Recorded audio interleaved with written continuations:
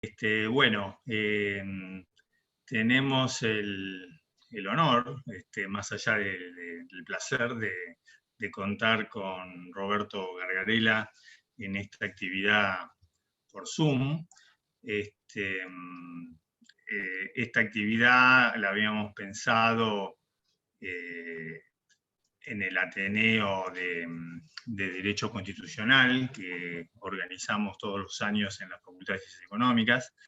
Y bueno, habíamos el grupo que está haciendo el Ateneo, hicimos esta primera mitad del año un seminario leyendo el libro de Roberto, La derrota del derecho en América Latina, así que varios de los que están hoy participando hemos leído el libro, y bueno, pero hicimos esta actividad abierta para todos los que quieran sumarse, siempre es muy importante escuchar a alguien como Roberto.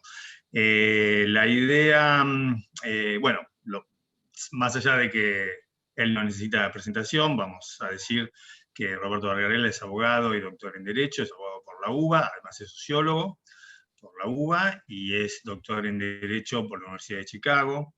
Es profesor tanto en la UBA como en la Universidad de Itela y en universidades del extranjero, y bueno, ha publicado muchísimos artículos y libros sobre derecho constitucional, además de que ya lo hemos tenido en Trelew varias veces, ha sido docente de nuestra maestría en Derecho Constitucional y Derechos Humanos.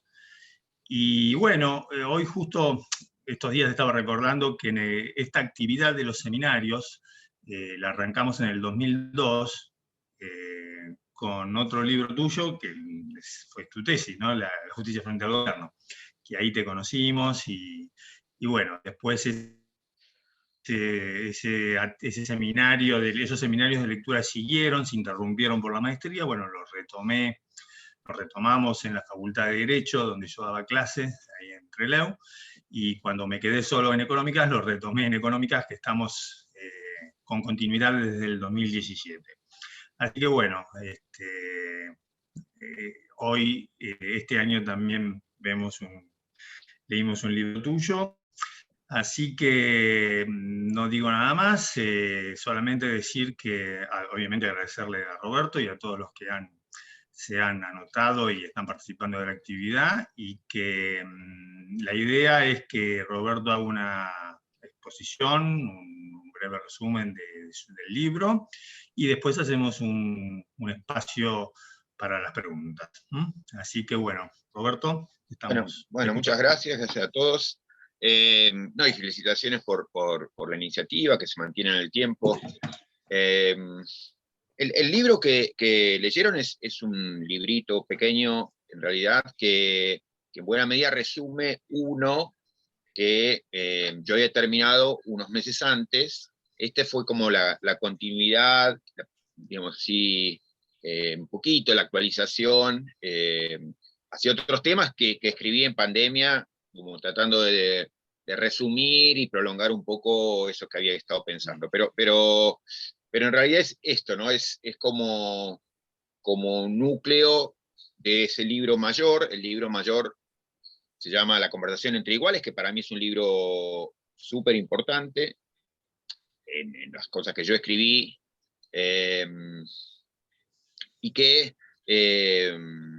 bueno, es un libro que es como que se me apareció de un día para el otro, que tenía que escribir y estaba como completo en la cabeza antes de comenzar a escribirlo, y es un modo también de poner juntos muchos de los hilos que yo estuve, digamos, empujando, tirando durante todo este tiempo.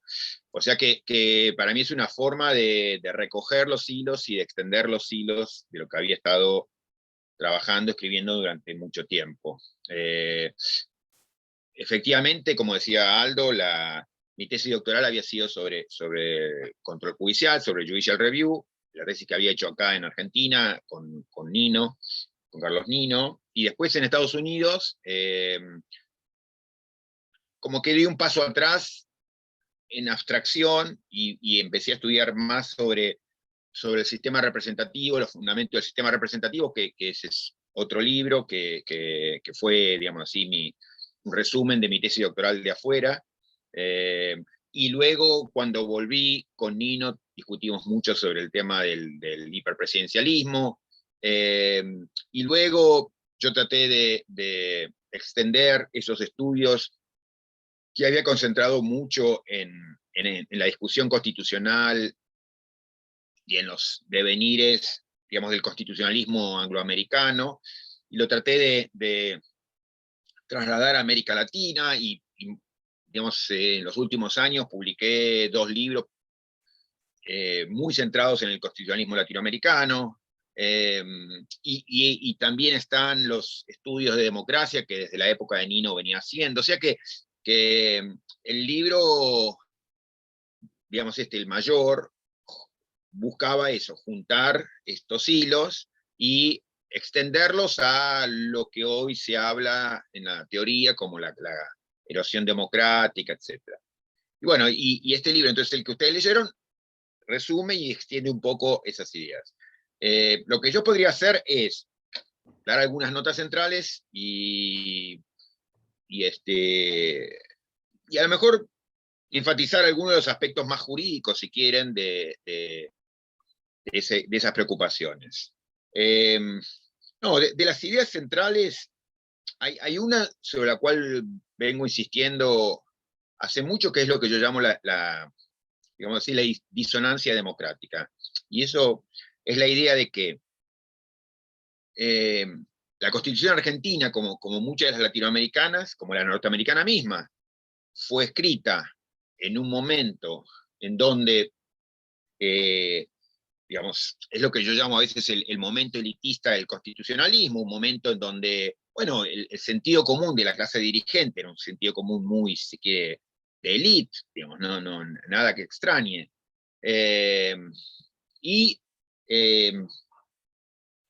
eso se tradujo no solamente en una retórica que uno lee en los debates constituyentes, si uno lee ¿no? Están los 3 tomos de Farrand, de los debates constituyentes norteamericanos, bueno, encuentra mucho eso, encuentra, digamos, ese componente clasista, elitista y demás, pero bueno, un primer punto es que, por un lado, eso no solamente fue la retórica del momento, sino que fue una retórica que quedó incrustada en instituciones, ¿no? Que se tradujo en opciones institucionales de todo tipo, y yo creo que ahí está el origen, sin duda, del modo en que pensamos todavía el judicial review, el modo en que lo ejercemos, o el modo en que se pensó los checks and balances, o el modo en que se organizó, digamos, el sistema presidencial, o el modo en que se organizó el Senado. Bueno, creo que está ahí en ese ideario, si se quiere, elitista, muy propio de la época.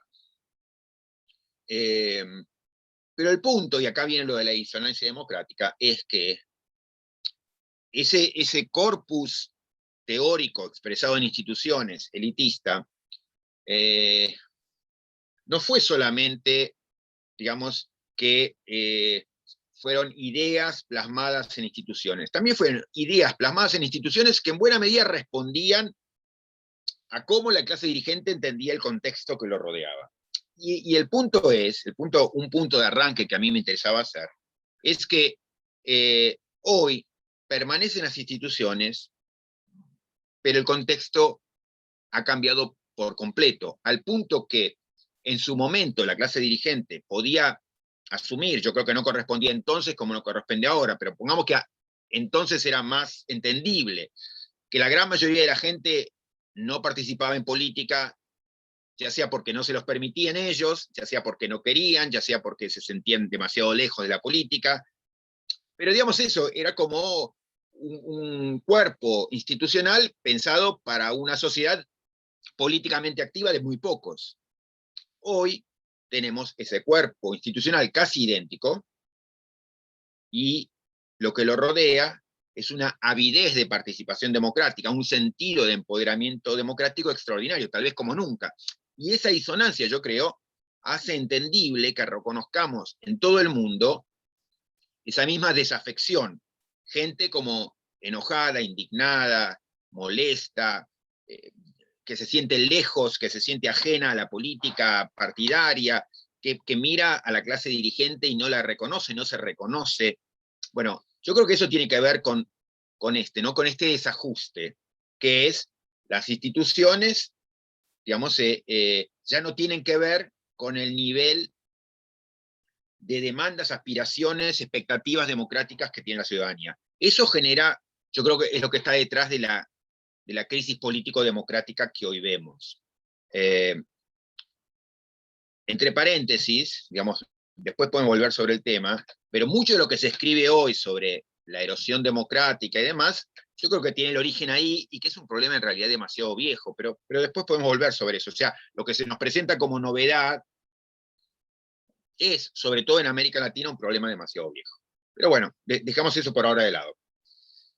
Ahora, ahí yo hice referencia a lo que podemos decir el problema de la disonancia democrática vinculado con, si se quiere, una filosofía política particular. Esto es, partían nuestros padres fundadores, digamos así, de una idea de democracia que hoy ya no compartimos y que quedó marcando a la Constitución, ¿no?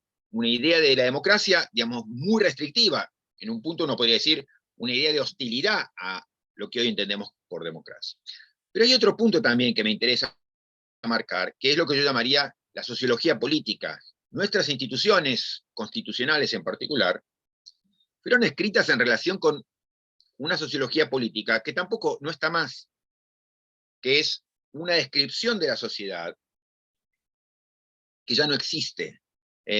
La idea de que, digamos así, la sociedad es no solamente relativamente pequeña en número, que tal vez sea el tema menor, pero sobre todo una sociedad dividida en pocos grupos internamente homogéneos y con personas fundamentalmente autointeresadas. Este cóctel, que parece raro pero es fácil de entender, explica muchas de las opciones institucionales. La idea de la sociedad se divide en pocos grupos, como decía Madison en el Federalista 10, deudores y acreedores, artesanos y comerciantes, ricos y pobres, grandes propietarios y pequeños propietarios. Esto es pocos grupos internamente homogéneos.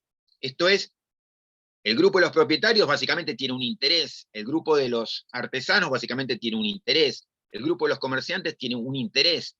Y como todos se mueven autointeresadamente, luego, si yo quiero, por ejemplo, que toda la sociedad esté representada institucionalmente, lo puedo hacer. ¿Por qué? Porque son pocos. Entonces, tengo que lograr que, pongamos así, el Congreso tenga representación los grandes propietarios. Para eso lo tengo al Senado. Y que tenga presencia también, digamos, los artesanos, los trabajadores.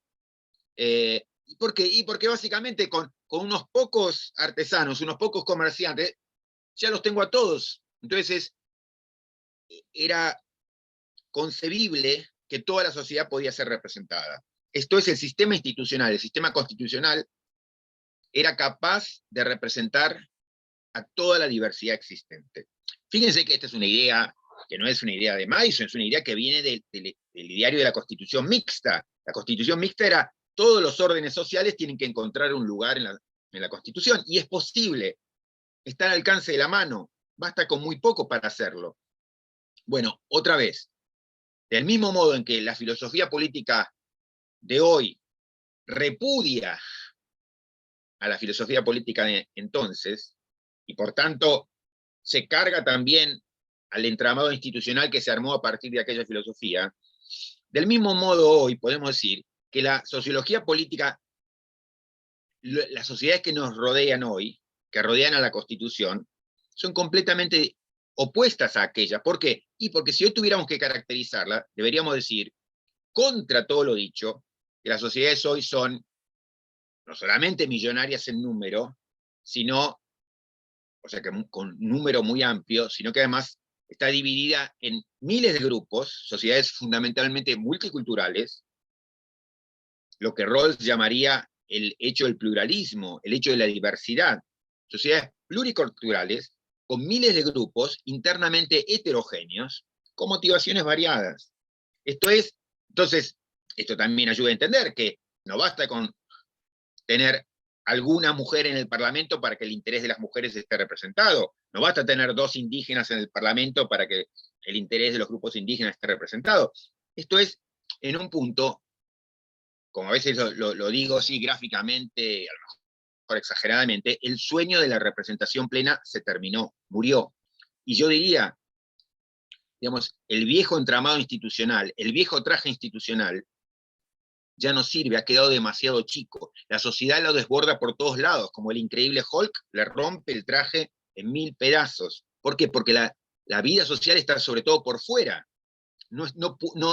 Entonces, por supuesto que hoy tenemos los problemas de esto, de la erosión democrática, la ruptura de los controles desde adentro, los funcionarios corruptos, pero el tipo de problemas que enfrentamos, institucionalmente hablando, que, entre paréntesis, desde ya, y sobre todo es importante decirlo entre abogados, o digamos, los problemas que tenemos solo parcialmente tienen que ver con la Constitución y el derecho, pero es una parte importante, que es importante no olvidar, así como entonces no debemos decir, no debemos pensar, todo pasa por el derecho y por lo tanto, ¿qué hacemos cambiando la Constitución para que todo cambie? No, el derecho tiene una mordedura pequeña, pero es importante esa mordedura y es importante que lo que puede hacer el derecho lo hagamos bien, lo que vamos a hacer con el derecho lo hagamos lo mejor posible. Bueno, yo entonces diría que nuestras instituciones hoy siguen respondiendo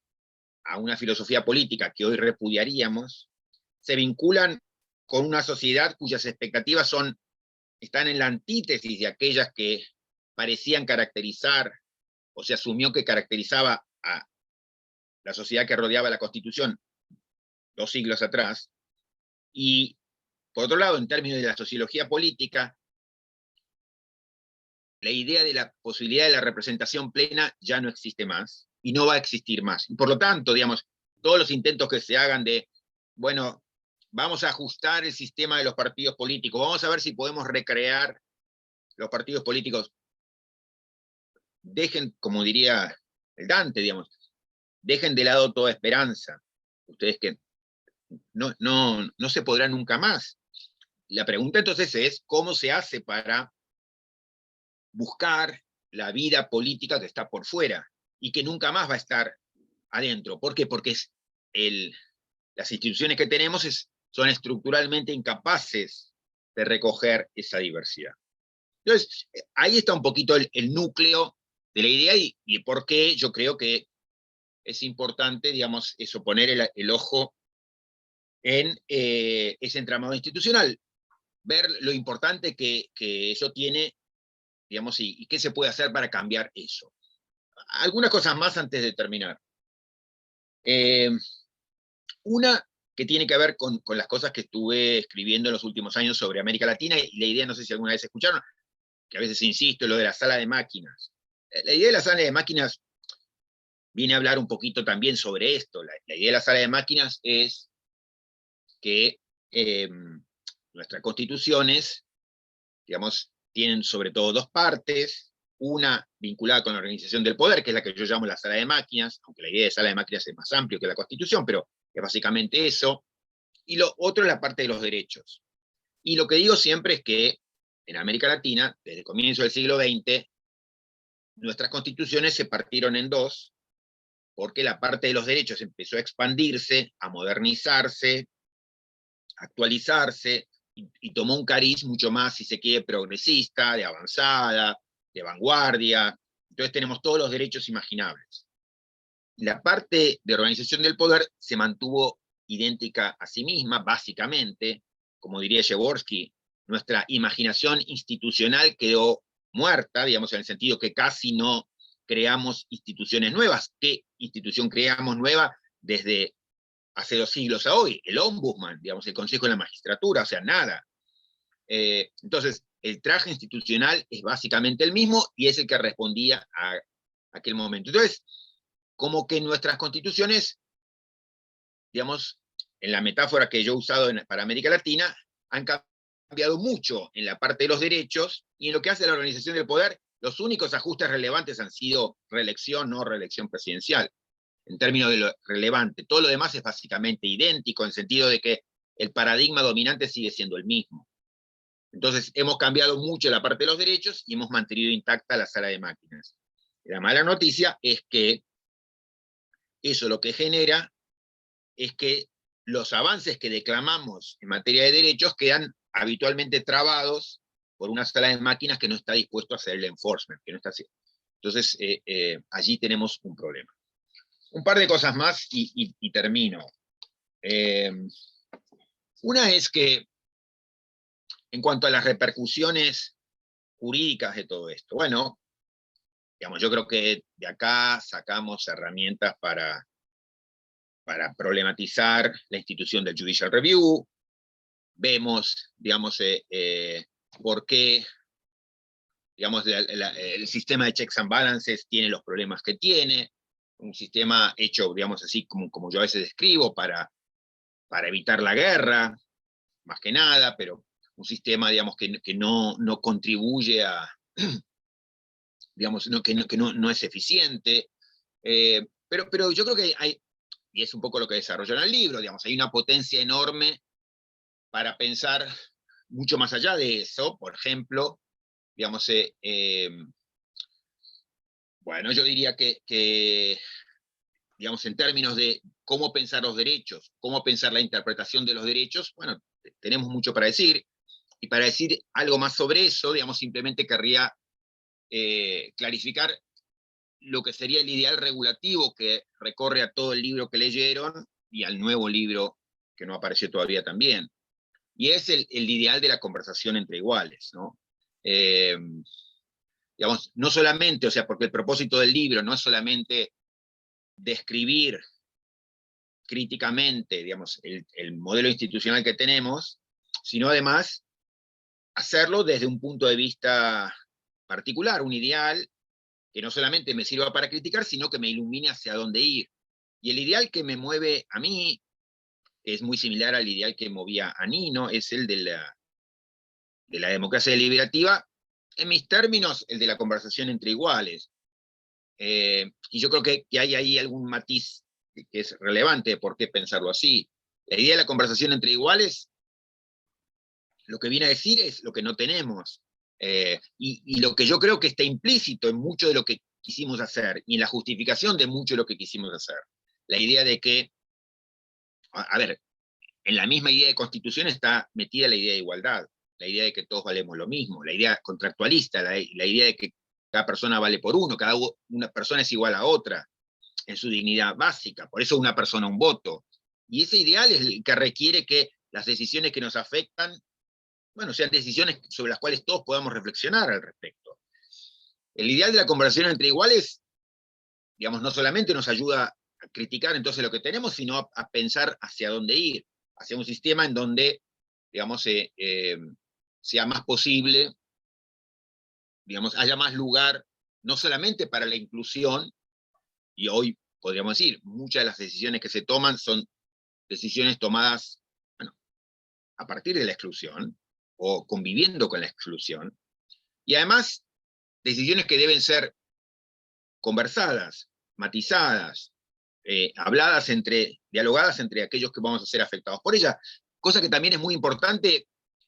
No sé, cuando discuto sobre estos temas es habitual que se me digan, bueno, está bien, entonces usted critica el sistema representativo para ir a un sistema de democracia directa. No, yo resisto ambos movimientos. Así como tenemos mucho para decir contra la idea de representación tradicional, por cosas como las que señalé, pero no es que el ideal interesante, la alternativa interesante es la democracia directa, que no nos permite hablar, que no nos permite conversar, en el sentido de que en una sociedad multicultural, las diferencias son sobre todo diferencias de matices, diferencias en el medio, si se quiere, no cuestiones de sí o no. Cuando se me dice, bueno, entonces vamos a un sistema más democrático, entonces tenemos que decidir sobre el aborto, a ver, bueno, hagamos un plebiscito. Bueno, está bien, qué sé yo, puede ser, pero no se trata de votar sí o no, o estupefaciente, no es sí o no, no, hay 200.000 cuestiones sobre las que discutir, y no podemos, digamos, cuando se nos dice sí o no, aborto, ridiculiza, yo diría, ofende la idea de la conversación democrática, que nos pongan a votar sí o no. Y esa es otra idea que también mencionaría del libro, que es lo que yo llamo la extorsión democrática o la extorsión electoral. Digamos, estamos en un sistema en donde muy habitualmente somos forzados a apoyar lo que repudiamos con el fin de empujar aquello que defendemos, ¿no? Entonces, no sé, digamos, para tomar un caso hipotético, digamos, no hace falta que compartan la posición política, obviamente. Última elección en Argentina, o en Chile, pero pongamos en Argentina que nos resulta más fácil. La gran mayoría de la gente, yo diría, o pongamos millones de personas, querían salir del macrismo y la política económica, pero no querían volver atrás a, pongamos así, la corrupción kirchnerista o lo que se asociaba con eso. Bueno, para votar en contra del macrismo, había que votar al grupo filo-kirchnerista, digamos así. Y uno no tenía ni siquiera la posibilidad de decir el matiz de no quiero esto, o sea, quiero salir de la política económica, pero no me pongan aquello. Eso no, tal como venía, no. Entonces uno queda extorsionado a que, bueno, voto, ¿qué es lo que más quiere? Bueno, voto por salir de el programa económico que tenemos. Ah, miren los argentinos cómo les gusta la corrupción. No me permitieron decir nada, no me permitieron decir un matiz. Un ejemplo más lejano y más relevante, o más, digamos, más fácil para no enredarnos con la política argentina. Me ponen a un plebiscito por la Constitución boliviana última. Uno dice, qué iniciativa democrática. Bueno, imagínense un caso normal, una Constitución que tiene 440 artículos. Imagínense un ciudadano poco informado, pero no tonto, que quiere decir, le ponen a votar y dice, mire, me encanta los derechos indígenas nuevos que han incorporado en la Constitución, fantástico, quiero votar por eso. Lo que no quiero votar es por la reelección del presidente, la reelección. No, va por paquete completo. Si usted vota por esto, también vota por aquello. No, mire, realmente quiero muchísimo lo primero, pero no quiero para nada lo segundo. No, es paquete completo. Bueno, voto por derechos indígenas. Miren los bolivianos, les gusta el caudillismo, votan por la reelección presidencial. ¿Qué posibilidad hemos tenido de decir un solo matiz? No hemos tenido. Acuerdo de paz en Colombia, 300 artículos, 300 páginas, con miles de cláusulas. ¿Qué se va a hacer con la tierra? ¿Qué se va a hacer con los desplazados? ¿Qué se va a hacer con la justicia restaurativa? ¿Qué se va a hacer con las bancas que se le dan a los grupos militarizados? Bueno, uno podía querer decir sí a esto, sí a la política de justicia restaurativa, yo hubiera dicho, pero no sé, la política de tierras así no me gusta. No, una cosa o la otra. Bueno, sí a la justicia restaurativa. Mire cómo apoya esta política de tierra tan regresiva. No tengo alternativa, eso es la extorsión democrática.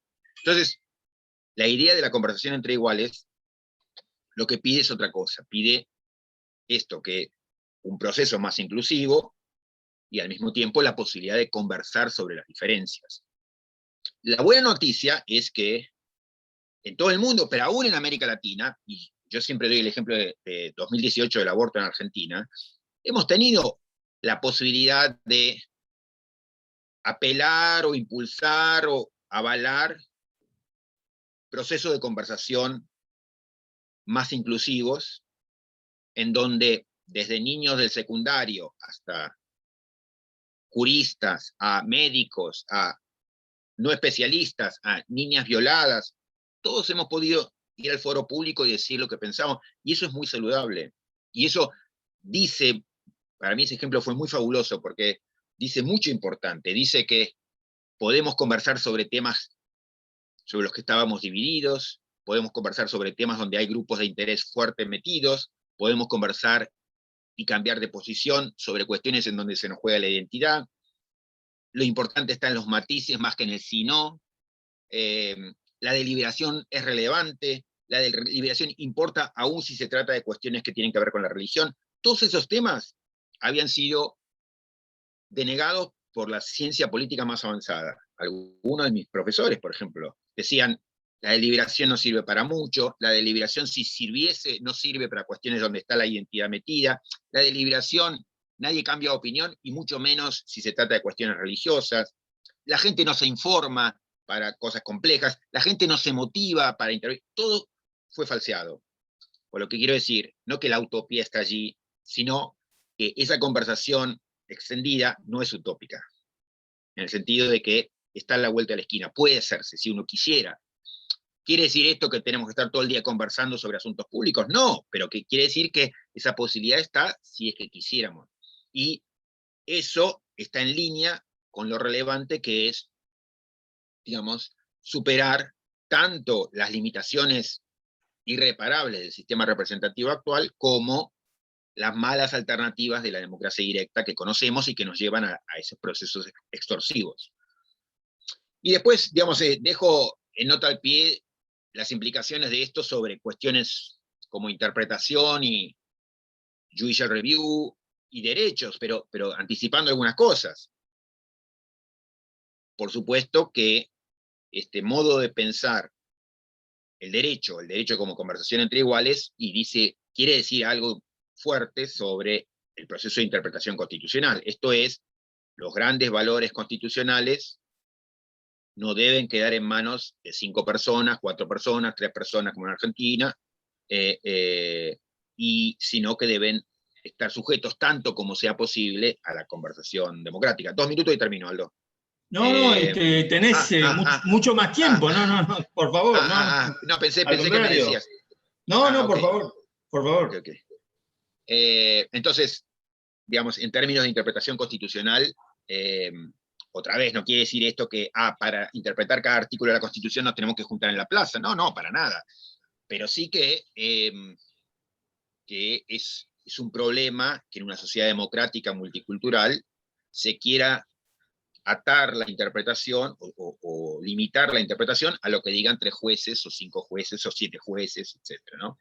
Eso es parte del problema. Y hay formas más abiertas, el caso del aborto, insisto, es uno, digamos, de pensar la interpretación dialogada.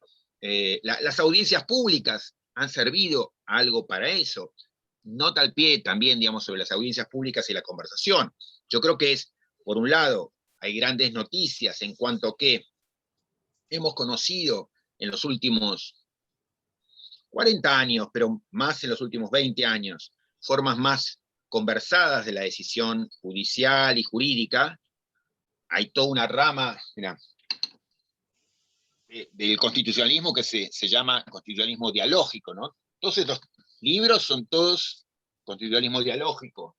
Reading sobre, no más, otro, digamos, es como la moda hoy. Bueno, hay una buena noticia en cuanto que hay mucha reflexión y hay muchas prácticas. En Argentina hemos conocido, por ejemplo, la de las audiencias públicas, bueno, que, digamos, son afines a lo que un constitucionalismo del diálogo impulsa. Mi 5 centavos sobre la materia es que eso es perfecto, pero, digamos, está hoy todavía montado, como decía antes, sobre un sistema constitucional que no solo no ayuda a promover el diálogo, sino que lo entorpece. Como decía antes, el sistema de checks and balances literalmente nació para canalizar la guerra civil y no para promover el diálogo. Y el fin de canalizar la guerra civil es interesante, es importante, pero no tiene nada que ver con la promoción del diálogo. O sea que si nos interesa algo como la promoción del diálogo, y este sistema no sirve. Y les doy el ejemplo de las audiencias públicas. Las audiencias públicas, yo he sido desde el minuto 1, digamos, un aplaudidor de las audiencias públicas, judiciales, como la del caso Mendoza. Pero claro, digamos, si la Corte Suprema Argentina, como la brasileña, como la mexicana, como la cualquiera, digamos, puede convocar a una audiencia pública cuando quiere, poner fin a la audiencia pública cuando quiere, no hacer audiencia pública cuando no quiere, tomar de la audiencia pública el testimonio que quiere como quiere, usar en su decisión final una idea de la audiencia pública o 20 o ninguna y hacer el uso que quiere. Bueno, entonces es la discrecionalidad completa. Entonces seguimos haciendo lo mismo ahora en nombre del diálogo constitucional. Insisto, es tan importante la posibilidad del acceso ciudadano a los foros compartidos, que bueno, bienvenido, pero no nos tomen el pelo, no comemos vidrio. Digamos, no solamente porque ha habido ejercicios insultantes de las audiencias públicas, como cuando grupos indígenas del Chaco fueron a la Corte Suprema y fueron bastante maltratados, sino que, digamos, eso son anécdotas, finalmente, tristes anécdotas. Pero, digamos, mucho más serio es esto, que se trata de un ejercicio discrecional, pero lo mismo en el Congreso, digamos. A mí me tocó, por ejemplo, participar en el Congreso en audiencias públicas, no sé, por ejemplo, la de la ley de medios.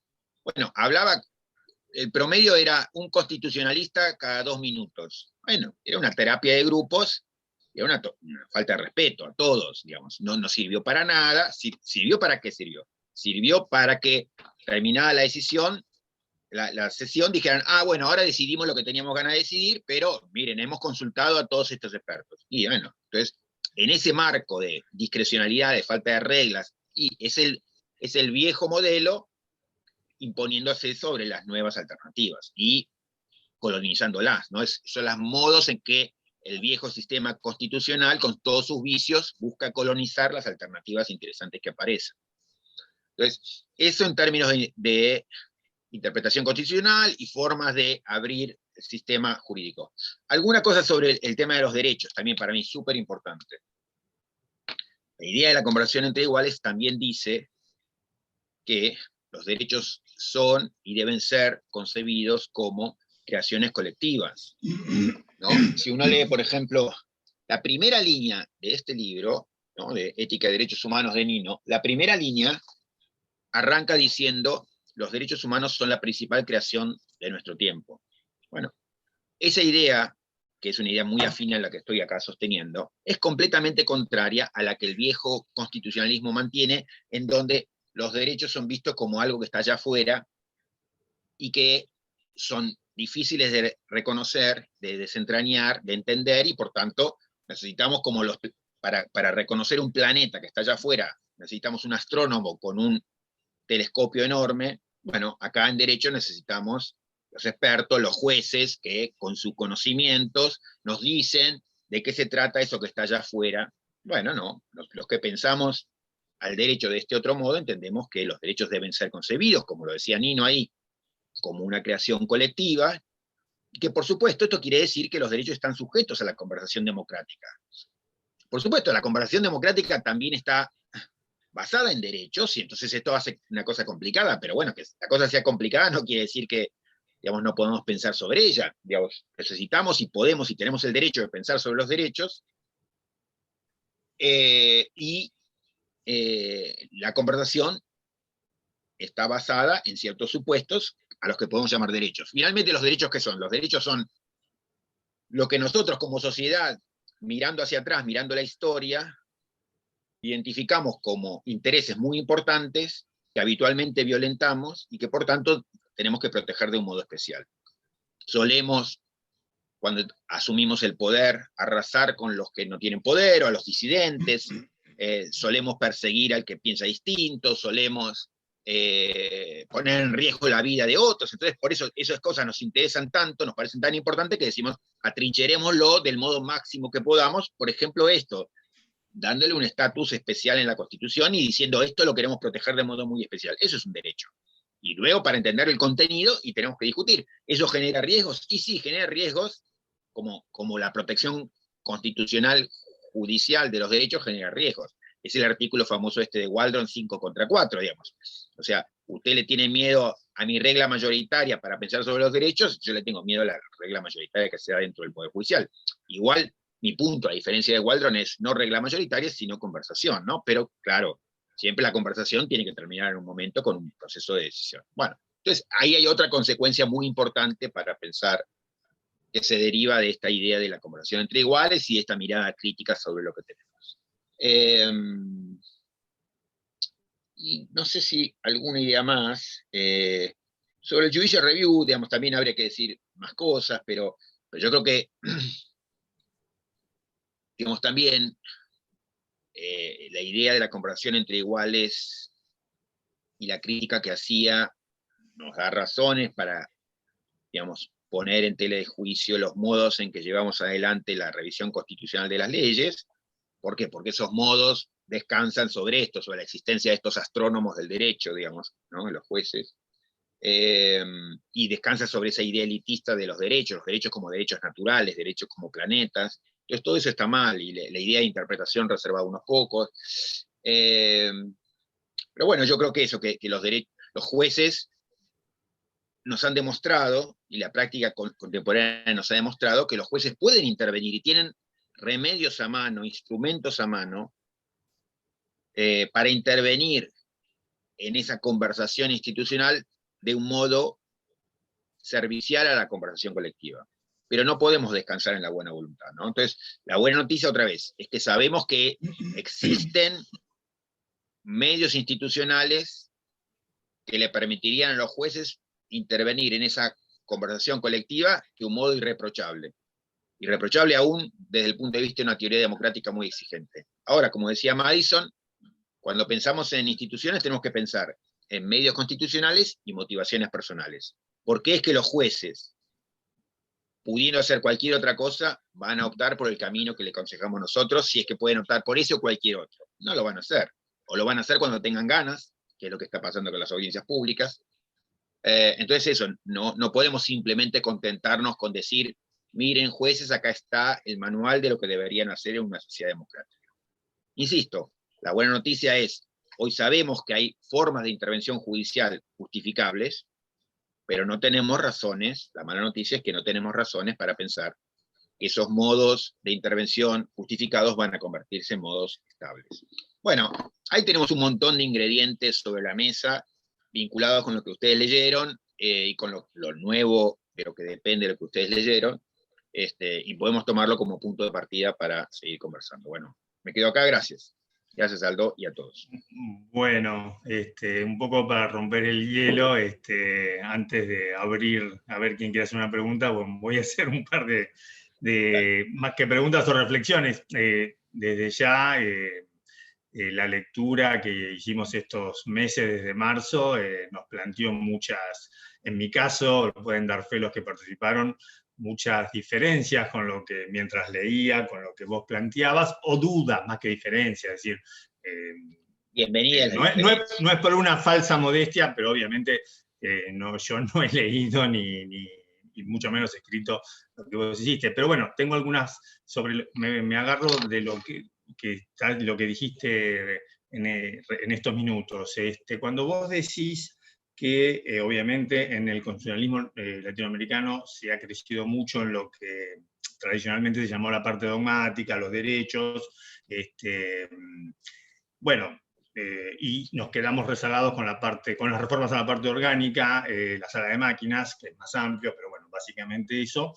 Yo lo que veo, a ver, desde mi visión quizás tradicional, bueno, que eso primero fue un poco, quizás tarde, Latinoamérica acompañó la evolución que estamos acostumbrados a escuchar y que aprendimos del constitucionalismo, ¿no? Constitucionalismo clásico liberal, constitucionalismo social, después una tercera generación de derecho, como queramos llamarlo, y que bueno, eso en definitiva se dio en todo el mundo, ese enriquecimiento de la parte dogmática. Mi pregunta, en base a lo que acabas de decir, en las constituciones europeas, ¿vos ves que se metió mano en la sala de máquinas mejor o directamente que se metió mano y no en nuestras constituciones latinoamericanas? Digo las europeas, qué sé yo, porque uno tiene la idea de que el sistema europeo, quizás una idea equivocada, funciona mejor que el nuestro. Porque pienso, el sistema norteamericano más o menos se ha mantenido igual en la sala de máquinas, por lo poco que yo sé. Bueno, te dejo el tema para ver si nos podés ilustrar algo al respecto. Bueno, gracias. No, a ver, es importante, pero diría, uno es que descansa sobre el supuesto de que el buen funcionamiento tiene que ver con la Constitución, ¿no? O sea, el buen funcionamiento social, el vínculo, como decíamos al principio, ¿no? El vínculo con la Constitución es limitado. Entonces, si en Estados Unidos funciona bien o Europa funciona bien, bueno, eso, el vínculo con la Constitución, diría, siempre es limitado. Eso por un lado. Entonces, desconectaría eso, o pondría ahí que el vínculo es muy tenue. Ahora, sobre si ha habido cambios, no, yo creo que ha habido cambios en todo caso para peor. En el sistema europeo, para peor. El sistema europeo en buena medida se ha ido acercando, y ese era un poco el debate que se dio en su momento entre Dworkin y Waldron, era sobre eso, ¿no?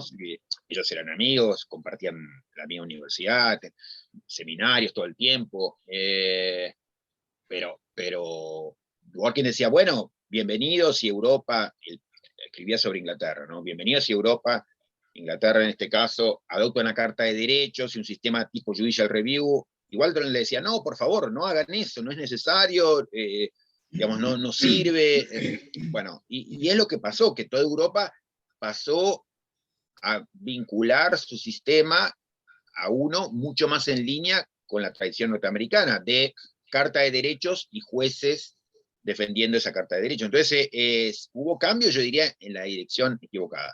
Entonces, ¿ha habido cambios? Sí, pero no en la dirección que yo diría interesante. Esa sería mi segunda respuesta. Y la tercera es que, y acá vendría en todo caso lo que... más la cuestión es que para América Latina, nosotros partíamos en términos institucionales de un estadio mucho peor. Y otra vez, reconociendo esto, que digamos, la relevancia del sistema constitucional para explicar la vida política es muy limitado, pero que algo importa. Bueno, yo creo que nuestros sistemas hiperpresidencialistas son un reflejo constitucional de la desigualdad económica social. Entonces, a sociedad desigual tiende a corresponderse con lamentablemente, una constitución también que consagra esa desigualdad. Mi libro anterior de Latinoamérica se llamaba eso, los fundamentos legales de la desigualdad, y ese era el punto, digamos, como que nuestras constituciones no salen de un repollo, salen de un contexto social de desigualdad, es un reflejo y vienen a reproducir en parte esa desigualdad. Entonces, por un lado, tenemos constituciones que varían del modelo, digamos así, originario, o sea, lo de Gorostiaga, famoso del molde de la Constitución norteamericana, bueno, en parte, yo diría dos grandes temas ahí. Uno es el hiperpresidencialismo, que es darle en términos relativos al poder político, ejecutivo, más funciones de las capacidades que las que tiene en Estados Unidos, en términos de, digamos, poderes que fueron importantísimos y se ejercieron mucho: intervención federal, estado de sitio, nombramiento discrecional y remoción de ministros, etc. Eso por un lado. Y la segunda cuestión es que eso, digamos, y eso está más desarrollado en el libro mayor, generó para mí una gran ruptura que se da en América Latina en 1850 entre el modelo constitucional norteamericano y el latinoamericano, y es que la lógica esencial del sistema de checks and balances, de frenos y contrapesos, es el equilibrio. Esta es la idea de que cada poder tiene que tener un poder de amenaza equivalente al otro. Entonces, yo tengo el veto, pero vos tenés la invalidación constitucional como juez. Y el otro tiene el poder de insistencia, y tiene además el juicio político. Pero yo puedo, entonces yo manejo el poder militar.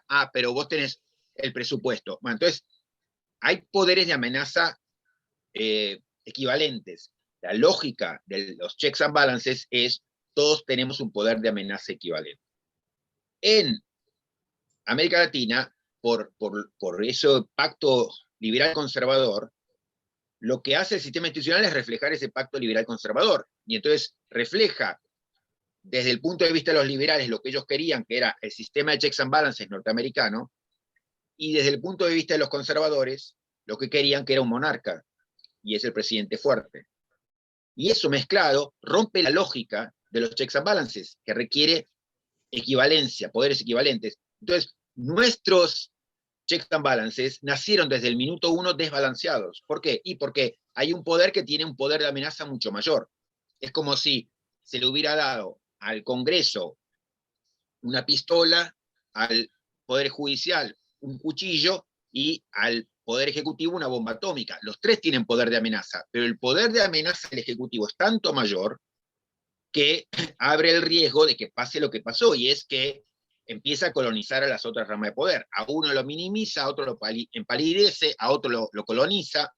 Entonces por eso digo que el problema de la sala de máquinas en un punto es más grave en América Latina, uno, por haber partido de una desigualdad que jorobó toda la maquinaria desde un minuto 1. Entonces, en ese sentido es que el problema, si se quiere, es más acuciante, y en lo limitado que puede ser la influencia de las constituciones, bueno, es más preocupante dejar eso de lado o convivir con eso, ¿no? Eso diría. Entonces serían 3 como respuestas. Ah, bueno, bárbaro.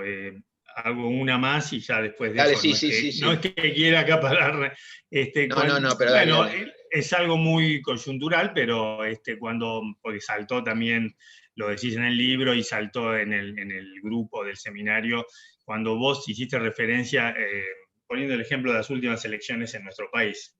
Repito, es algo muy coyuntural.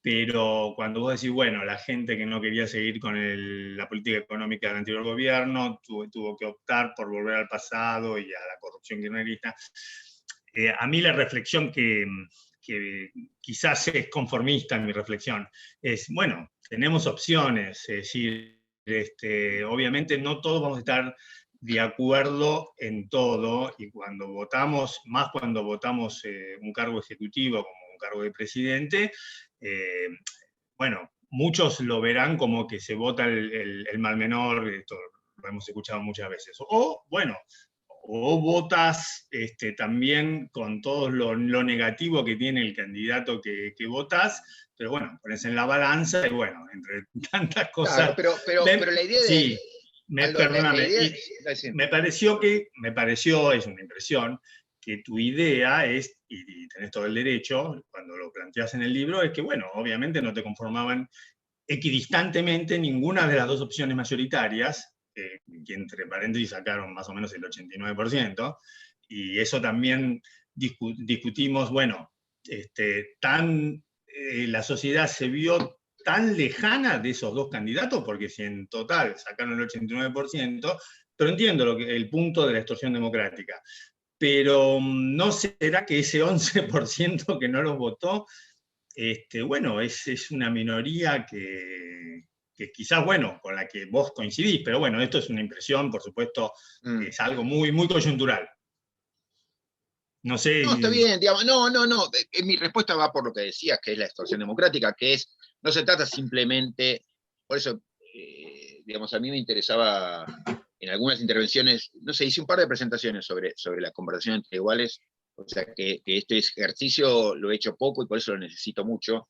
Y una de las cosas, o sea, tuve una pregunta similar, pero mi respuesta pasa por distinguir mal menor de extorsión democrática. Yo creo que el mal menor o imperfecto está siempre, digamos, vivimos en la imperfección y todo lo que tengamos siempre va a ser imperfecto y limitado y inatractivo en muchísimos aspectos, y con eso convivimos, está perfecto. Extorsión democrática es algo distinto, y es verse forzado habitualmente a elegir algo parte. ¿Por qué? Porque entre otras cosas, por eso también está esa idea de que mucho de aquello con lo cual lidiamos son fenómenos o instituciones o prácticas o candidatos, políticas complejos. Y entonces es dable esperar que haya cosas que nos gusten mucho y cosas que repudiamos mucho o que resistimos mucho.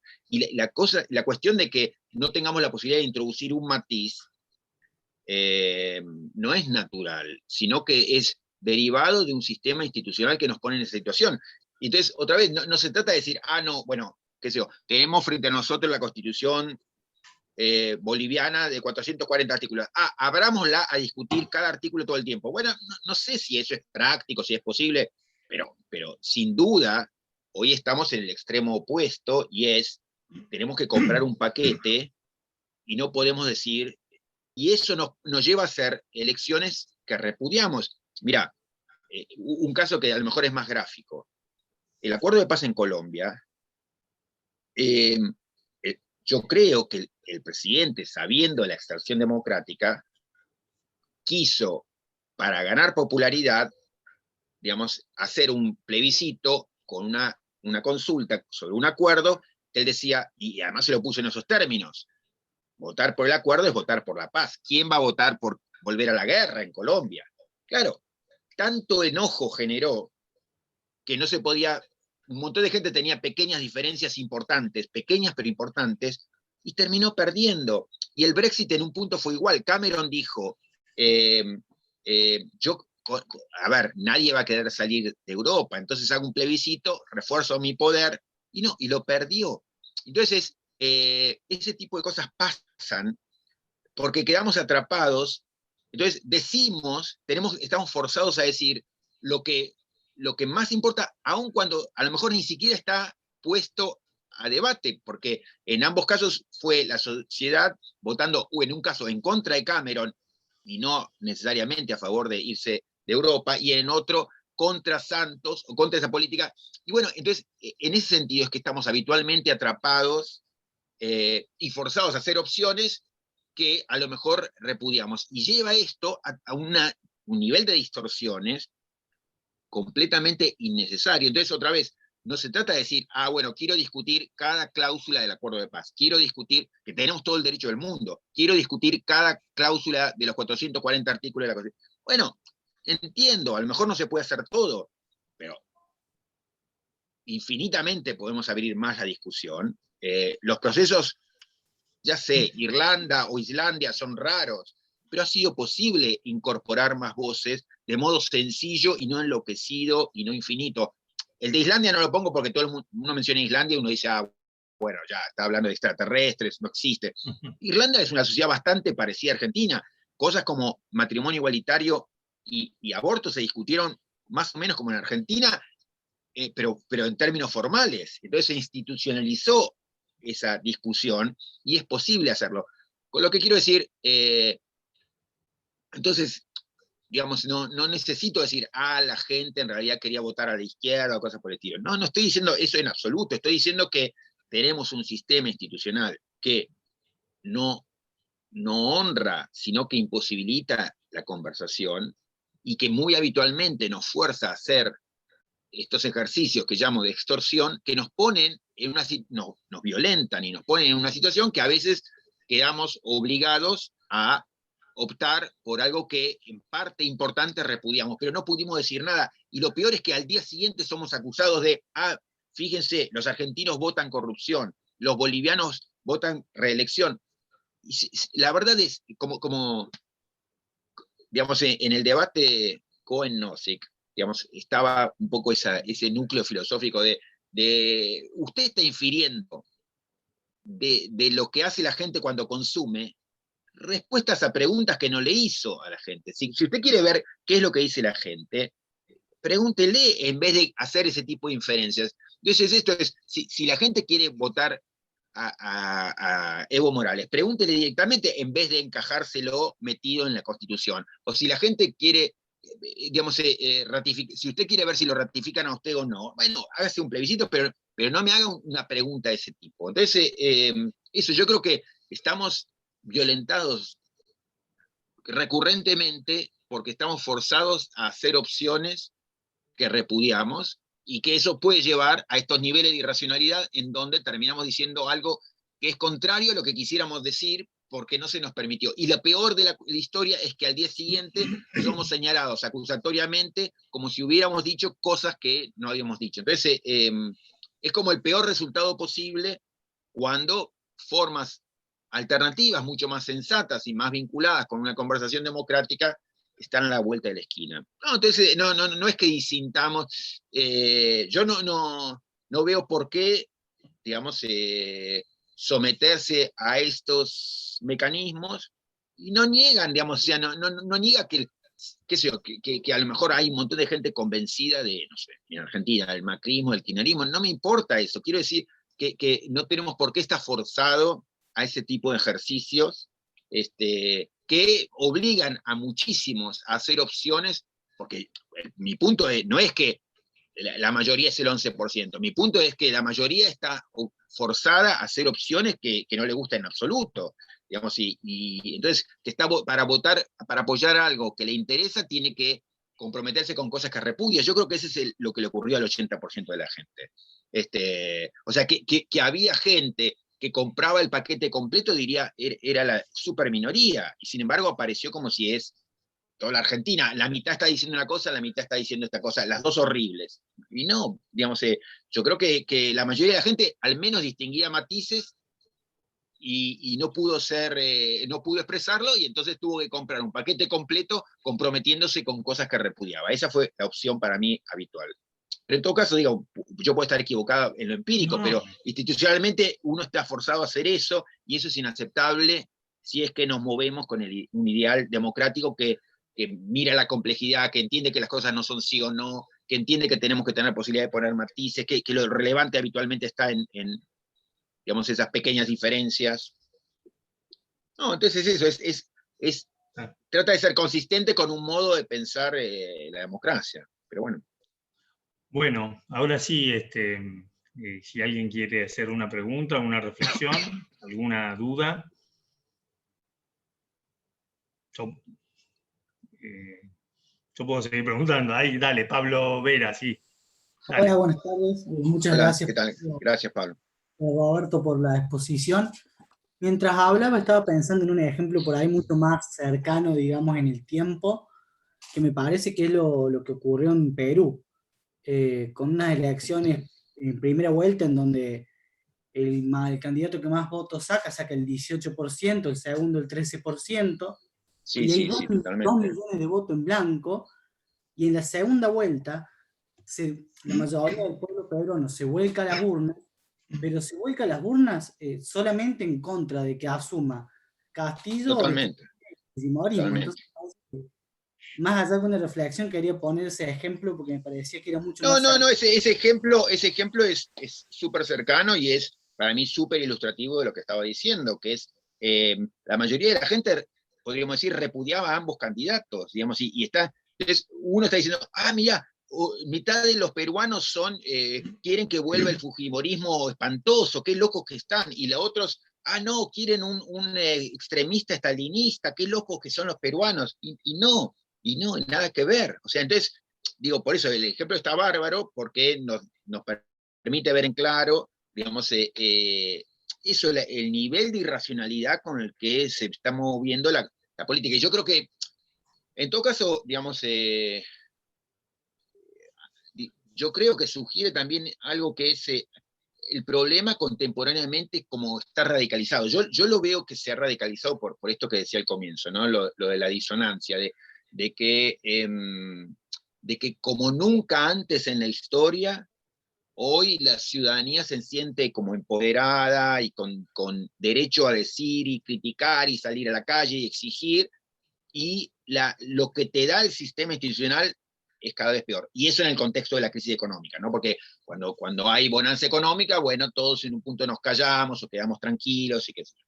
Entonces, creo que hoy, en donde se combina una crisis económica, se terminó el boom de las commodities, pero además esto, ¿no? De que se da ese choque entre un sistema que te da cada vez más poquito y tus expectativas son mayores que nunca, ¿no? Entonces eso genera esta como olla a presión, ¿no? Que haya explosiones desde Estados Unidos, o sea, ¿no? Lo de Estados Unidos con las marchas de Floyd, ¿no? O sea, ¿quién esperaba ese nivel de reviente del enojo? Digamos, lo que fue eso, o sea, en plena pandemia, decenas de miles de personas en todo el país saliendo a las calles. Bueno, y eso en Estados Unidos. Yo creo que eso simplemente es un reflejo eh, de que hay un tema estructural, ¿no? Hay cosas imitativas, hay cosas que pueden ser, bueno, lo enojo con Trump, pero realmente yo creo que, bueno, Trump mismo es un producto de eso, ¿no? De A ver, yo creo que, digamos, Trump como Bolsonaro, bueno, no sé, para volver un poco a la pregunta de Aldo, seguro que hay gente que quería esas cosas, pero no sé, yo creo que muchísimos votaron algo que repudiaban porque estaban más enojados con lo otro, pero no porque, mira, recuerdo eso cuando al poco tiempo de elección Bolsonaro, yo llegué a Brasil por un seminario.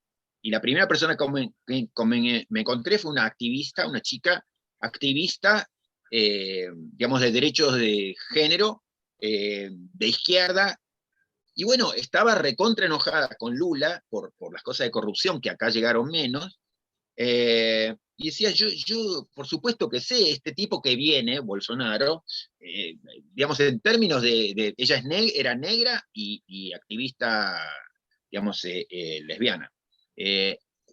Digamos, yo sé que este tipo es horrible, no me gusta nada lo que dice sobre mi raza y sobre mi opción sexual, pero digamos, lo primero que quería era, a esto ya lo conozco, al otro, y los quiero sacar.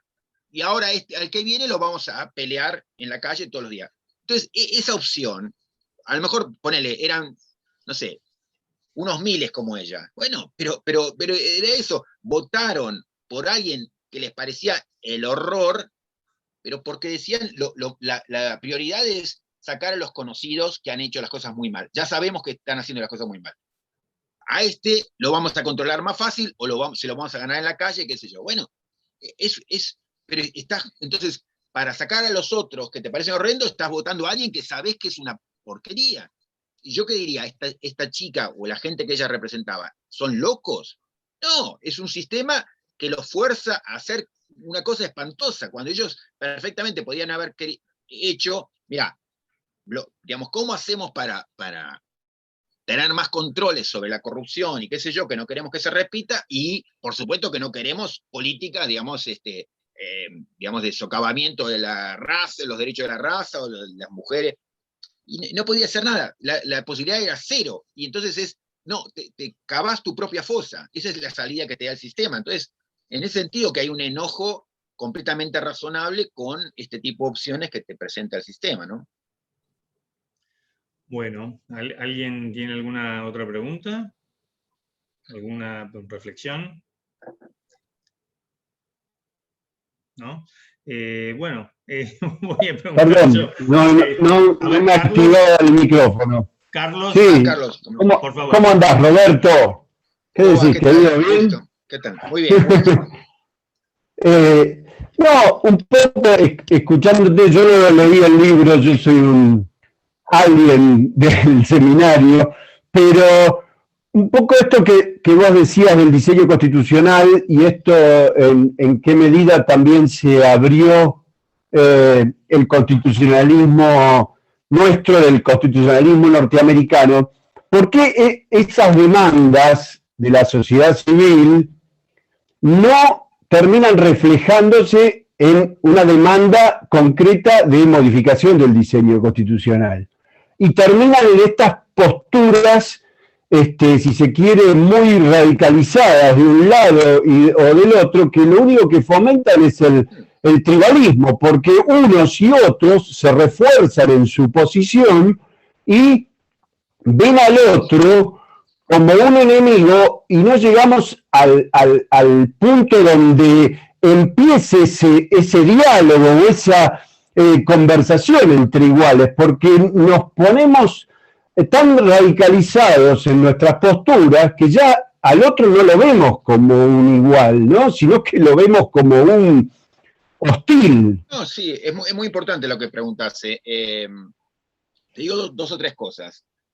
Una es, vos fíjate que el tipo de problemas que hemos visto, por lo menos el que a mí me interesó describir sobre América Latina, eran problemas en el que incurrieron los mejores expertos de derecho constitucional latinoamericanos en los últimos 100 años. Este problema que recién ahora empieza a reconocérselo como problema y realmente me consta que, no sé, en Ecuador, en Chile, digamos, hoy se lo reconoce como problema, que era esto de inundar a la Constitución de derechos y quedarse tranquilo con un sistema presidencialista autoritario como el que se tenía. Entonces, ese es un problema que yo se lo adjudico sobre todo a los expertos constitucionales latinoamericanos. O sea, la gente más capacitada para pensar la Constitución fracasó, falló en su misión, no nos ayudó a pensar, por el contrario, nos ayudó a pensar mal.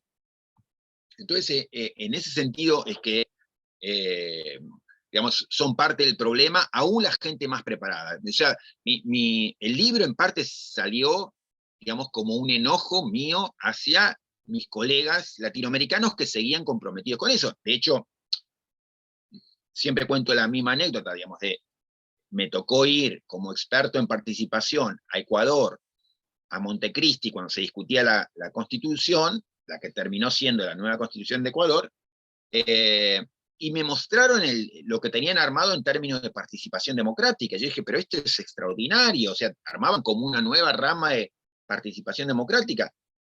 Y yo pregunté, ingenuamente o no, digamos, me imagino que estos nuevos derechos de participación vendrán de la mano de limitaciones del presidencialismo. Ah, no, por el contrario, lo reforzamos. Y bueno, entonces, o están locos, o son hipócritas, o no se dan cuenta de que más participación popular se contrapone con más poder concentrado en una persona. Entonces, era gente súper preparada, que por suerte se arrepintió y pidió disculpas después, ¿no? Pero advirtieron el error. Pero ha sido el error común. Entonces, ese es el primer punto que te quería decir, y es un problema que es un problema en el que ha caído aún la gente más preparada del constitucionalismo latinoamericano. Ellos, yo diría, nos han fallado por pensar mal. Segundo, yo creo que en términos sociales, bueno, algunas de las reflexiones constitucionales, digamos, para el que no llegó al tema, o sea, cuando uno lo ve son temas sencillos y cuestiones sencillas, pero cuando uno no llegó es ajeno. Y yo creo que hay algo muy habitual en sociedades desiguales, y es que cuando uno, bueno, no es experto en el tema, uno cree que, bueno, lo que necesita es que llegue alguien que me sirva a mis intereses y que sea capaz de pegar una patada en la mesa, un golpe sobre la mesa y terminar con toda esta porquería que me oprime o que me hunde o que me explota. Bueno, y eso ha sido como, obviamente, caldo de cultivo para, digamos, poderes más fuertes.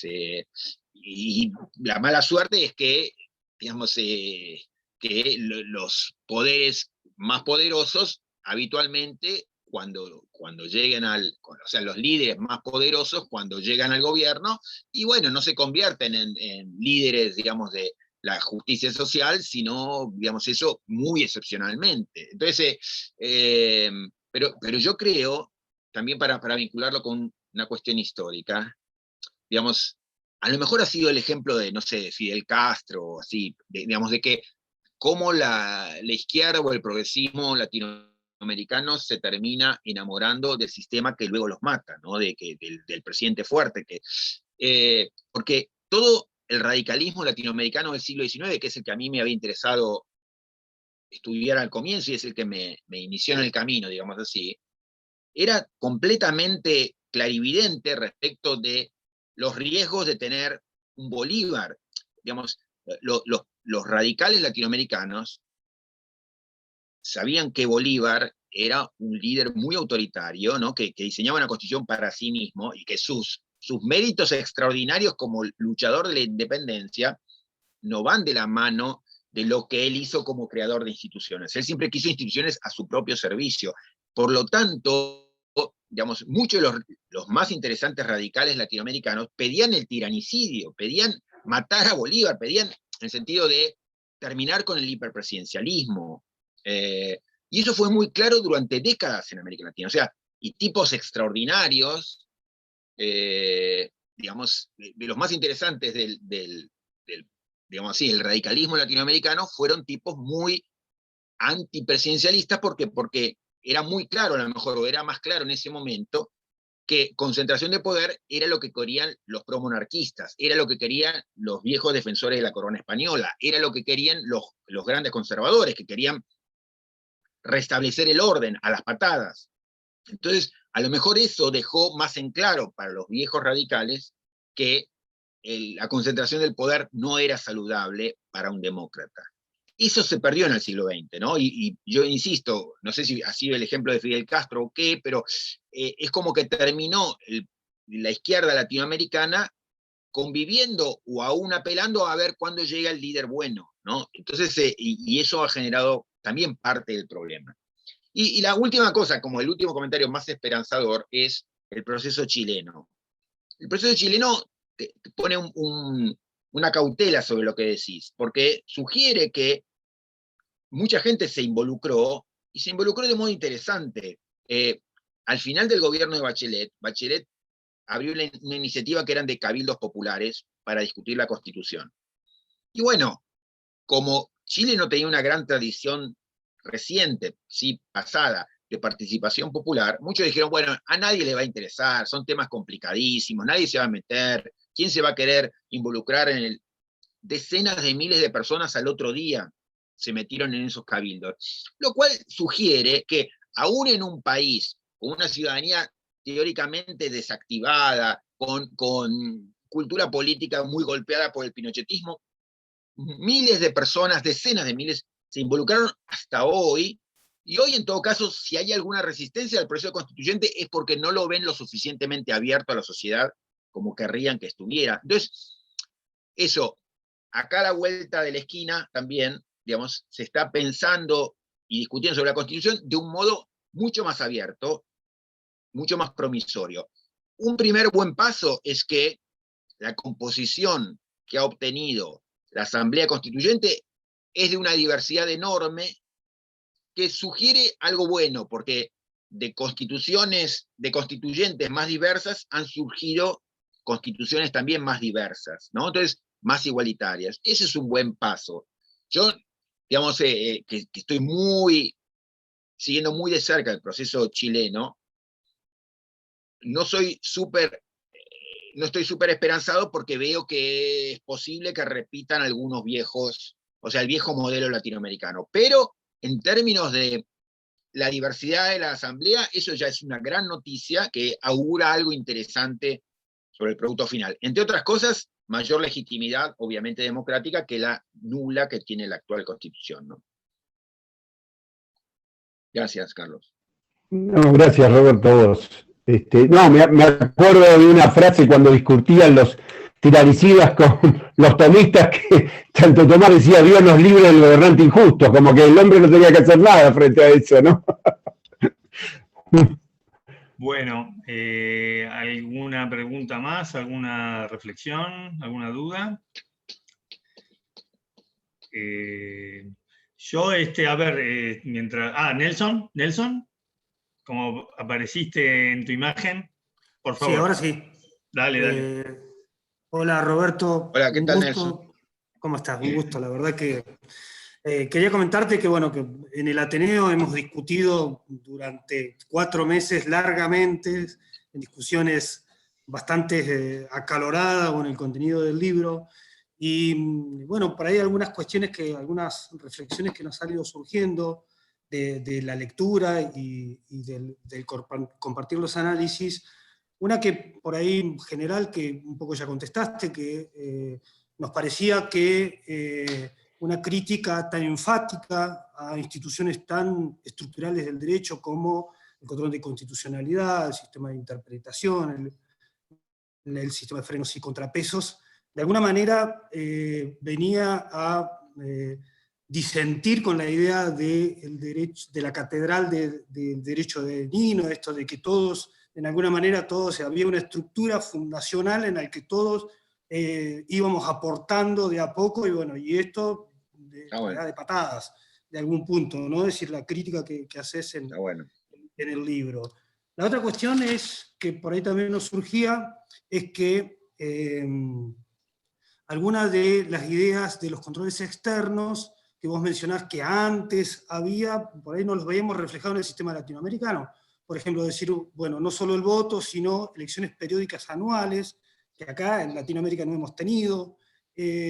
Otras cuestiones, como por ejemplo revocatoria de mandato, que tampoco lamentablemente tenemos experiencia. Si se menciona como que antes eran instrumentos valiosos que hemos perdido y la verdad que no la hemos experimentado. Bueno, decirte que acá Chubut ha tenido experiencias de democracia semidirecta que lamentablemente no han sido viabilizadas, entonces también cuentan como experiencias de participación perdidas. Y lo último que quería mencionarte es que vos decís frecuentemente que el constitucionalismo debe responder a los males de la época, ¿no? Y asumimos que los males de nuestra época es la desigualdad. Por lo tanto, si pensás algún arreglo institucional que de alguna manera vaya en línea con tratar de morigerar la desigualdad que vivimos, también asumiendo que seguramente, es decir, esto debe surgir de la conversación entre iguales y del protagonismo de la propia sociedad. Es decir, que sí, no, excelente, excelente, Nelson, me dejas pensando. Lo de la catedral es interesante, a mí es una imagen que también me encanta, y la uso recurrentemente. Debería pensar más, pero una primera cosa podría ser esta. Digamos, como la conversación.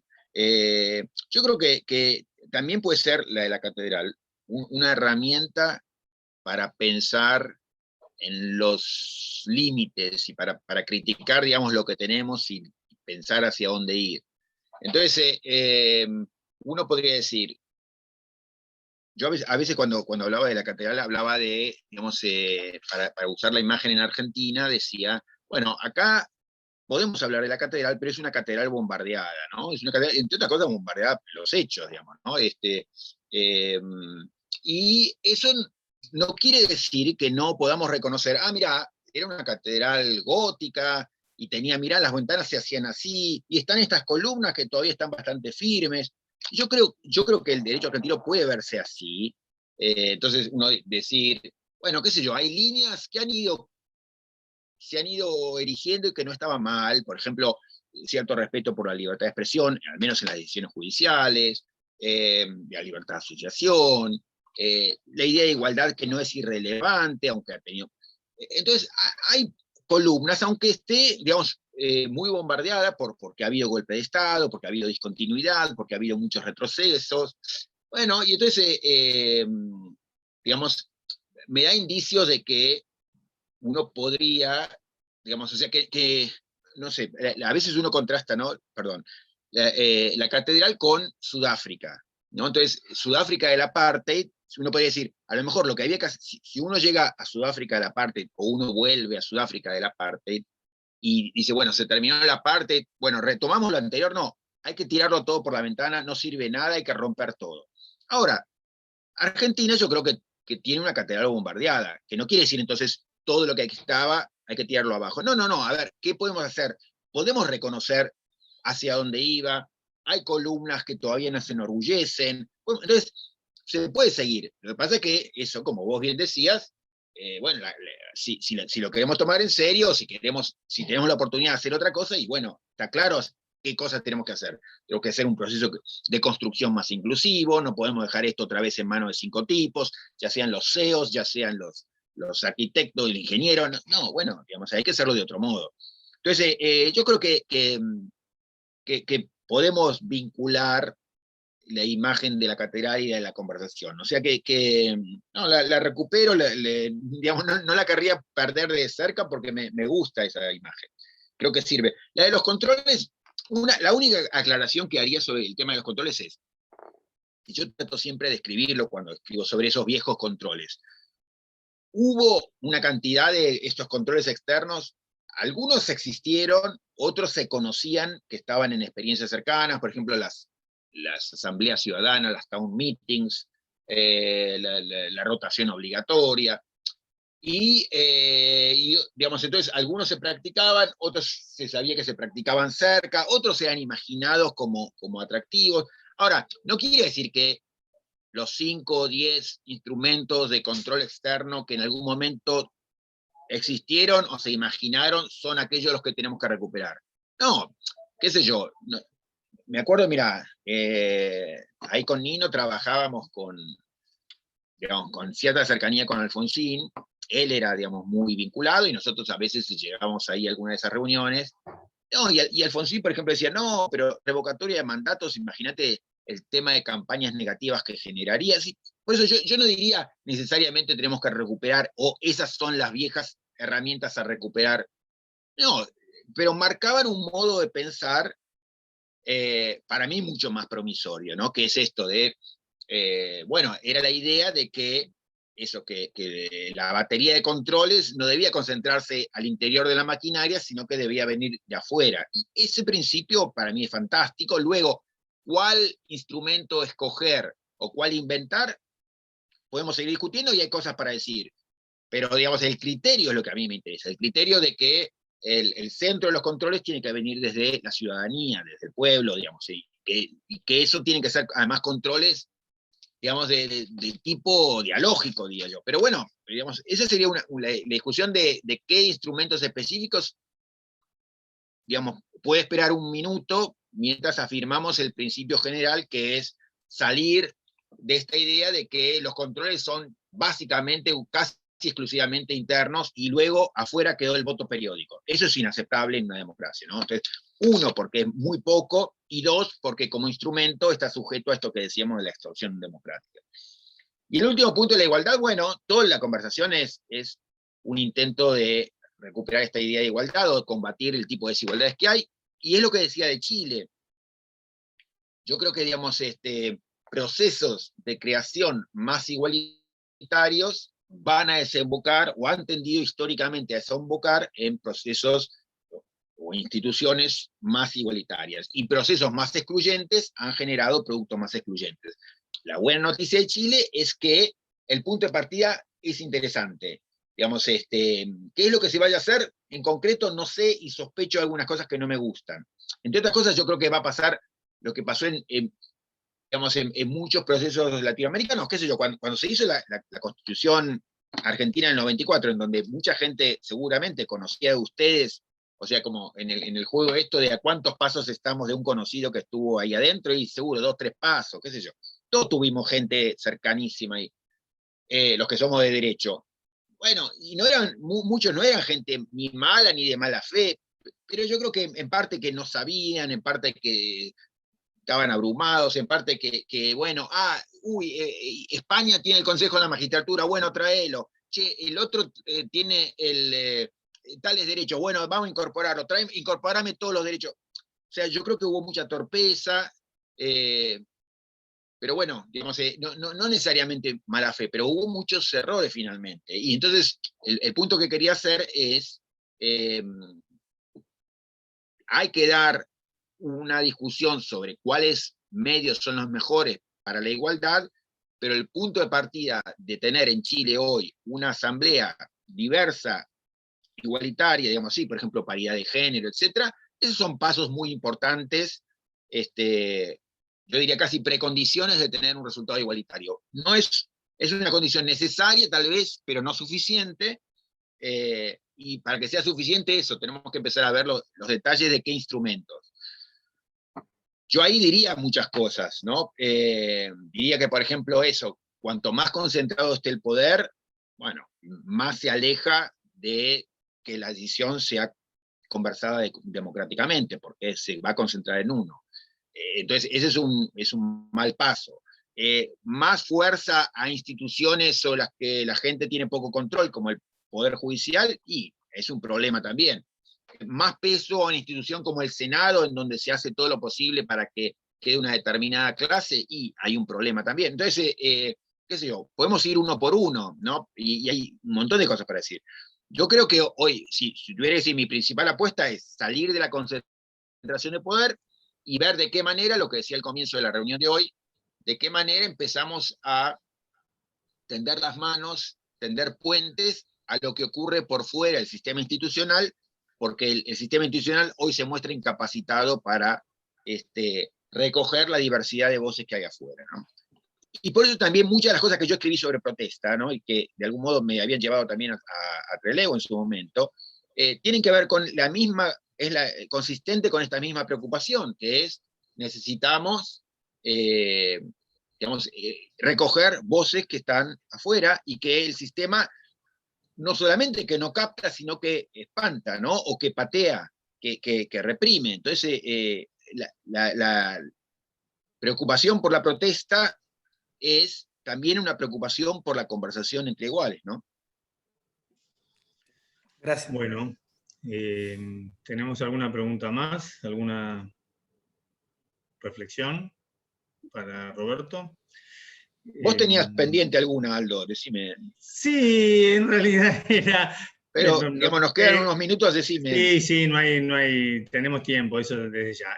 No, yo estaba analizaba lo que vos decís en el libro a la luz de quizás una realidad o una división bastante maniquea que hoy vemos en Latinoamérica, que se ha explicitado con etiquetas en nuestro país entre republicanos y populistas, ¿no? Es decir, y bueno, si vamos a tener que ser sinceros, me reconozco más como republicano desde ya que como populista, lo cual eso también llevó a discusiones totalmente respetuosas dentro del grupo del seminario. Y lo relaciono con esto, vos en el libro decís, obviamente que rescatás básicamente la igualdad, pero también, creo que en el último capítulo, uno de los últimos, la importancia de la autonomía personal como valor también, digamos, estructural o fundante de la democracia.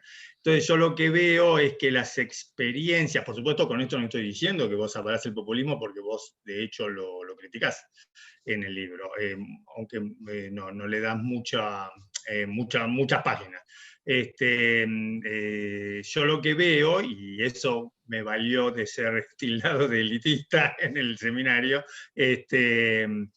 que las experiencias latinoamericanas que se quisieron hacer en nombre o que se han hecho en nombre de la igualdad han terminado en estas, para mí, regímenes totalmente dictatoriales. Es decir, vemos Venezuela, vemos Nicaragua, bueno, Cuba, un partido único formalmente.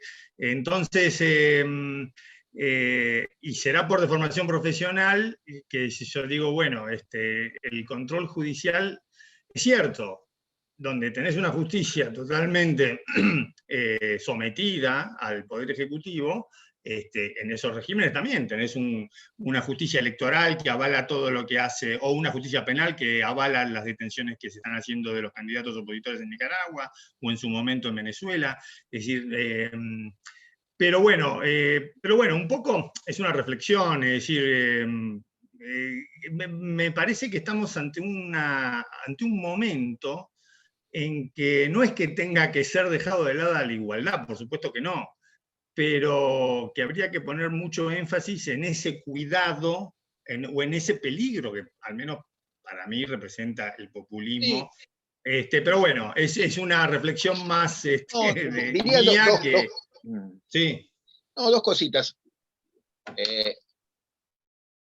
A ver, uno es que, digamos, el mundo no se divide y no tenemos que aceptar que nos presenten la división entre, ¿no?, republicano y populista. Y es más, uno puede decir eso, como que vos también lo decías en el modo en que hacías tu pregunta, en nombre de, o lo que se presenta como, bueno, digamos, uno no tiene por qué hacerse cargo, digamos, de, qué sé yo, no sé, yo reivindico forma de socialismo y, bueno, digamos, repudio todo lo que se hizo en nombre del socialismo, lo que fue el socialismo real, qué sé yo, o lo mismo, no sé, en nombre de la libertad, cuántas cosas se han hecho, se violaron derechos humanos en todos lados, y que uno va a dejar de defender la libertad porque en nombre de la libertad Estados Unidos invadió Guyana, mató gente, qué sé yo, en nombre de los derechos humanos. Bueno, entonces uno no puede hacerse cargo de lo que se hace en nombre de... Entonces eso por otro lado. No, digamos, yo creo que, entonces, por un lado, el mundo no se divide en estos dos extremos. Dos, no hacerse cargo de las barbaridades que se hacen en nombre de las cosas que uno quiere. Y en todo caso, preocuparse por ver qué implicaciones pueden seguirse efectivamente de lo que uno defiende. Yo en el libro, ahí desde el arranque, y eso algunos me lo han criticado, pongo en el mismo nivel la preocupación por lo que yo llamo la autonomía personal y el autogobierno colectivo, y eso para mí es así, merece ser así, y es importante verlo así. Y lo último que diría es que un poco en línea con intervenciones anteriores, que yo creo que, digamos, el fracaso de nuestros pares constitucionalistas, juristas, gente involucrada con el derecho, el fracaso que tuvieron, hubo ocasiones en donde fue porque eran los cortesanos del poder, eran los salieris, eran digamos, los tipos que trabajaban para la corona, estaban vendidos. Bueno, hubo gente que fue hipócrita, hubo gente que digamos, era tonta, pero yo creo que hubo un enorme campo, y eso, que es simplemente no ver o no ver con claridad, o no tener el terreno teórico allanado, entonces no verlo. Mira, una anécdota, digamos, de los pocos estudios empíricos sobre el Poder Judicial comparado en el que participé, uno era sobre el impacto de la ampliación de la legitimación, ¿no? Entonces, esto como que pasaba en los países en donde cambios en los requisitos para litigar se introducían radicalmente, facilidades para el litigio, como se dieron en Costa Rica, Colombia, que implicaron que literalmente de un día para el otro había cientos de miles de demandas que antes no aparecían, y de gente de los sectores bajos. Bueno, el impacto fue siempre idéntico, y es que muchos jueces empezaron a tomar decisiones que desde afuera eran vistas como decisiones mucho más sociales y progresistas. Y eso porque, entre otras cosas, yo creo que es porque por primera vez se veían frente a problemas que antes ni siquiera sabían que existían o no les interesaban, y ahora estaban forzados a decir algo al respecto. Entonces no es que se habían convertido en jueces progresistas, sino que era eso, como que por primera vez veían problemas y alternativas, y después aprendían mirá lo que está haciendo el juez en Colombia, mirá lo que está haciendo el juez en Sudáfrica. Entonces, yo creo eso, como que,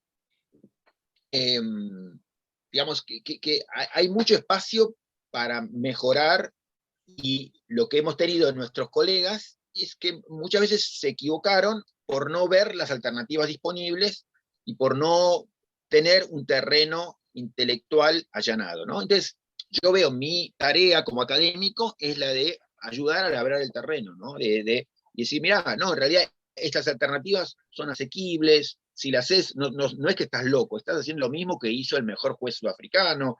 Entonces, creo ese como camino académico para mí interesante, es mostrar que existen ciertas alternativas, que son interesantes, que se han usado, y eso, porque creo que mucho de lo malo que se ha hecho ha sido por error, o por ignorancia, o por no tener claro, o tener miedo de que, si voy acá me van a tildar de loco. No, mirá, esto es algo que se hace ya desde la década del 60, digamos, en Estados Unidos. El juez Brennan lo dijo 200 veces en el centro, digamos. Entonces, ¿cómo no lo vas a poder decir vos? Entonces, eso, me parece que hay una tarea ahí por hacer, mostrando que hay alternativas disponibles, que son interesantes, por qué razones y eso, ¿no?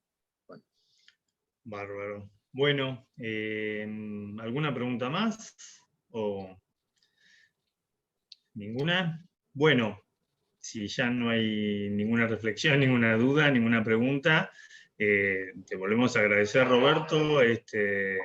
La verdad que fue un muy buen broche para el seminario, y bueno, queremos seguir. No, mil gracias a todos, felicitaciones por el esfuerzo de reunirse periódicamente, me parece lo mejor, digamos, lo mejor que se puede hacer es reunirse periódicamente a leer, a pensar juntos, discutir, eso es un glorioso. Y la verdad que con el tema de la virtualidad salimos ganando, porque sí, ahí entre Leus o Nelson vive en Dolabon, que es un pueblo que está a 20 y pico de kilómetros. Hay algunos que viven en Playa Unión, en Rawson, así que estamos mejor conectados de esta manera. Bueno, gracias a todos.